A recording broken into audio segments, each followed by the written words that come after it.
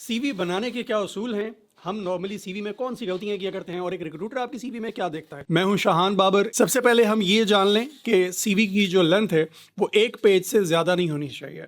Recruiter के पास बिल्कुल time नहीं है कि वो आपके 3 से 4 पेजेस या इससे भी लेंथी सीवीज मैंने देखी हैं, बिल्कुल नहीं होनी चाहिए। एक पेज का CV is more than enough. उस एक पेज के सीवी में आपने रिक्रूटर को क्या दिखाना है, क्या बताना है, ये बहुत इंपॉर्टेंट है। आप इसको 3 हिस्सों में डिवाइड कर लें। सबसे पहला फेज इसका हेडर, उसके बाद उस सीवी का बॉडी और फिर उसका फुटर। हेडर वाली जो इन्फॉर्मेशन है वो नॉर्मली अब साइड कॉलम पे आ गई है। जो सीवी के नए फॉर्मेट्स चल रहे हैं उसमें अगर आप देखेंगे तो लेफ्ट कॉलम में बहुत सी इन्फॉर्मेशन जो आपकी पर्सनल डिटेल्स होती हैं वो वहाँ पे होती हैं। इन 3 हिस्सों पे हम बात करते हैं। तो सबसे पहले हम हेडर में या कॉलम में क्या लिखेंगे या क्या दिखाएंगे रिक्रूटर को। तो सबसे पहले ये जान लें कि आपके सीवी पे जो टाइटल है वो उसका टाइटल करिकुलम विटाए नहीं होना चाहिए, उसका टाइटल आपका नाम होना चाहिए। अगर मैं अपना सीवी क्रिएट करूंगा तो मैं उस पर जो टाइटल दूंगा वो शाहान बाबर का दूंगा और उसके नीचे आपने अपनी एरिया ऑफ एक्सपर्टीज़ लिखनी है। आपका ताल्लुक जिस भी फील्ड से है आप अपना टाइटल देंगे। लाइक अगर मैं अपना टाइटल दूंगा तो मैं वहाँ पे सर्टिफाइड एचआरएम प्रोफेशनल लिखूंगा। तो ऐसे ही अगर आप सप्लाई चेन से आपका ताल्लुक है, सेल्स प्रोफेशनल हैं आप, या जिस भी फील्ड से आपका ताल्लुक है, तो अपने नाम के साथ उसके नीचे अपना एक टाइटल दें। उसके बाद आपने अपना कॉन्टैक्ट नंबर, आप अपना ईमेल एड्रेस, आप अपना सिटी नेम, ये मालूमात दे सकते हैं। और इससे ज़्यादा अगर कुछ देना चाह रहे हैं तो अपनी लिंक्डइन प्रोफाइल का लिंक दे दें। तो ये वो इन्फॉर्मेशन है जो आपके हेडर के ऊपर होनी चाहिए या आपके जो लेफ्ट कॉलम है उसमें आप ये डिटेल्स दे सकते हैं रिक्रूटर को फॉर योर कॉन्टैक्ट। और एक बहुत कॉमन क्वेश्चन ये आता है कि सीवी के ऊपर तस्वीर होनी चाहिए या नहीं होनी चाहिए। फीमेल्स खास तौर पे पूछती हैं कि हम सीवी के ऊपर तस्वीर लगाएं या ना लगाएं। देखें, अगर आप सीवी पे तस्वीर नहीं भी लगाते तो कोई प्रॉब्लम नहीं है, लेकिन अगर आप सीवी पे अपनी पिक्चर लगाते हैं तो प्लीज़ मेरी ये रिक्वेस्ट है कि प्रोफेशनल पिक्चर होनी चाहिए। बीइंग एन एचआर प्रोफेशनल बहुत सी सीवीज़ देखी हैं, देखते रहते हैं, डेली का काम है। लोगों ने अपनी सेल्फीज़ लगाई हुई होती हैं अपने सीवी के ऊपर। फॉर गॉड सेक, सेल्फी का इस्तेमाल सीवी के ऊपर, ये एक प्रोफेशनल डॉक्यूमेंट है। आप किसी जगह अपनी शख्सियत को प्रेजेंट कर रहे हैं कि ये मैं हूँ, ठीक है। तो आपने कोई भी सेल्फी या कोई भी एवरेज पिक्चर नहीं लगानी। आप कोशिश करें कि एक अच्छी प्रोफेशनल फ़ोटोग्राफ बनवा लें, अगर नहीं है तो बनवा लें, फिर आप उसको यूज़ करें। और उसका बैकग्राउंड बहुत इंपॉर्टेंट है। बैकग्राउंड में अगर आप किसी शादी के इवेंट में गए हैं तो लोगों ने वहाँ पे जो खींची हुई तस्वीर है वो सीवी के ऊपर चिपकाई हुई होती है, तो प्लीज़ ऐसा ना करें। एक डिसेंट बैकग्राउंड के साथ, प्रेफरेबली प्लेन बैकग्राउंड के साथ आप अपनी एक पिक्चर जो आप अपने सीवी के लिए रखें वो उसके ऊपर लगाएं। उसके अलावा ईमेल एड्रेस जो हैं वो बहुत से लोगों के फंकी ईमेल एड्रेस होते हैं। Please avoid funky email addresses. आपके नाम से एक ईमेल एड्रेस हो, नहीं है तो क्रिएट कर लें। जीमेल का, हॉटमेल का, याहू का कोई एक ईमेल अपने नाम से क्रिएट कर लें, वो यूज़ करें। अब हम बात करते हैं अपने नेक्स्ट स्टेप उस सीवी के बॉडी की, कि उसमें क्या क्या चीज़ें हमें डालने की ज़रूरत है। देखें, एजुकेशन मोस्ट इम्पॉर्टेंट, कि आपका जो एकेडमिक है उसमें आपने क्या किया है, उसकी क्या हिस्ट्री है। सबसे टॉप पे आप अपनी जो रीसेंट आपकी डिग्री होगी उसकी डिटेल लिखेंगे। जो सेकंड नंबर पे है, सेकंड नंबर पे आप ज़ाहिर है उससे पहले आपने क्या किया, ग्रेजुएशन, इंटरमीडिएट, मैट्रिक। तो ये सीक्वेंस आप रखते हुए अपनी एजुकेशन उसमें एंटर करें। और उसके बाद आप आएंगे अपने एक्सपीरियंस पे। एक्सपीरियंस में हम बहुत लंबी लंबी डिटेल लिख दिया करते हैं कि कंपनी का नाम, उसके बाद आपका डेजिग्नेशन कि आपने वहाँ पे किस कैपेसिटी में काम किया है, फिर उसके बाद आपका टेन्योर कि आपने इस टेन्योर लाइक इस मंथ और इस ईयर से इस मंथ या इस ईयर तक काम किया है। स्पेसिफिक डेट लिखने की ज़रूरत नहीं है, month and year is enough. तो ये आप मेंशन करते हैं।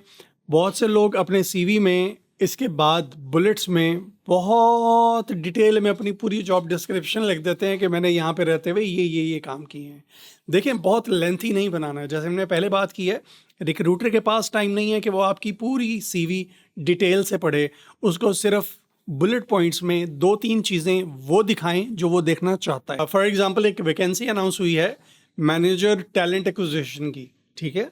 और आप बीइंग ए नेचर प्रोफेशनल, आपने अपने करियर में, जिसमें आपने 7 से 8 साल सर्व किया है, आपने अपने करियर में talent acquisition, compensation and benefit और ट्रेनिंग एंड डेवलपमेंट पे काम किया है और आपके सीवी में वो तमाम चीज़ें आपने मेंशन की हुई हैं। रिक्रूटर ये देखना चाह रहा है कि आपने टैलेंट में क्या काम किया है। तो आपने मोस्ट इम्पॉर्टेंटली टैलेंट से रिलेटेड जो आपने वहाँ पे जॉब परफॉर्म की है उसको हाईलाइट करके लिखें, ठीक है। और बहुत डिटेल में नहीं, सिर्फ 2 से 3 बुलेट पॉइंट्स, ऐसे बुलेट पॉइंट्स के जो अट्रैक्ट कर रहे हों, जो रिलेट कर रहे हों उस जॉब से जो जॉब अनाउंस हुई हुई है जिसके लिए आपने अप्लाई किया हुआ है। और अगर हम बात करें फुटर की, तो सीवी के फुटर में अपनी अचीवमेंट्स लिखें कि आपने क्या क्या अचीव किया है, आपने अपने करियर में क्या क्या माइलस्टोन्स आपने अचीव किए, क्या क्या आपने अप्रिसिएशन ली, किस तरह के आपने इनिशिएटिव्स लिए, उनका क्या फ़ायदा हुआ, कंपनी को आपने क्या बेनिफिट दिया, आपने कहाँ पे कंपनी को कॉस्ट सेव करके दी, कहाँ पे कंपनी में आपने प्रोडक्टिविटी को एनहांस करने के लिए कोई इनिशिएटिव लिया। तो ऐसी वो चीज़ें, वो तमाम चीज़ें कि जो एम्प्लॉयर के लिए बेनिफिशियल हों, जहाँ पे आपने कुछ कंट्रीब्यूट किया हो, एक्स्ट्रा माइल गए हों, आपने वो चीज़ें उसमें मेंशन करनी है अचीवमेंट्स में। आपने अगर कोई सर्टिफिकेशन की है, आपने फॉर एग्जांपल एचआर की सर्टिफिकेशन की है, लीन सिक्स सिग्मा की सर्टिफिकेशन की है, या कोई भी ऐसी ऐड ऑन वैल्यू ऐड की है आपने अपनी डेवलपमेंट के लिए, तो वो आप उसमें लिखें। और नॉर्मली हम देखते हैं कि लोगों ने रेफरेंस का एक वो लिखा होता है, हेडिंग दी होती है रेफरेंस, जो कि हम will be available on demand. तो प्लीज़ आप सीवी में ये रेफरेंस वाली कैटेगरी को बिल्कुल रिमूव कर दें। 2-3 इंपॉर्टेंट चीज़ें हैं आपकी सीवी में जो चाहिए होती हैं, जिसमें आपकी पर्सनल इन्फॉर्मेशन है, उसके अलावा आपका एक्सपीरियंस है, आपके एकेडमिक्स हैं, आपकी क्वालिफिकेशन और आपकी अचीवमेंट्स, दैट्स इट। इसके अलावा रिक्रूटर इंटरेस्टेड नहीं है कि आपका डोमिसाइल रहीमर खान का है या रावलपिंडी का है, रिक्रूटर इंटरेस्टेड नहीं है कि आपका ताल्लुक कौन से गांव से है, रिक्रूटर इंटरेस्टेड नहीं है कि आप कौन कौन सी लैंग्वेजेस बोल सकते हैं। हाँ, अगर आपने मज़ीद कुछ ऐड करना है तो आप अपनी टेक्निकल स्किल्स ऐड करें कि आपको आईटी में किन किन एरियाज़ में कौन कौन से काम आप कर सकते हैं। एक ही सीवी बना के बिल्कुल ना रख लें अपने पास। सीवी अगर आप एक ही बना के रख लेते हैं और आगे जॉब कोई भी हो, आप अगर वही सीवी यूज़ करें तो ये आप सबसे बड़ी गलती कर रहे हैं। मैंने पिछली एक वीडियो में ये चीज़ शेयर की थी कि आपको अपनी सीवी को टेलर करना होता है। एआई का दौर है तो इसके लिए सबसे बेहतरीन प्लेटफॉर्म कैनवा है, canva.com। canva.com पे आप जाएं, आपको सीवी के टेम्पलेट्स मिल जाएंगे।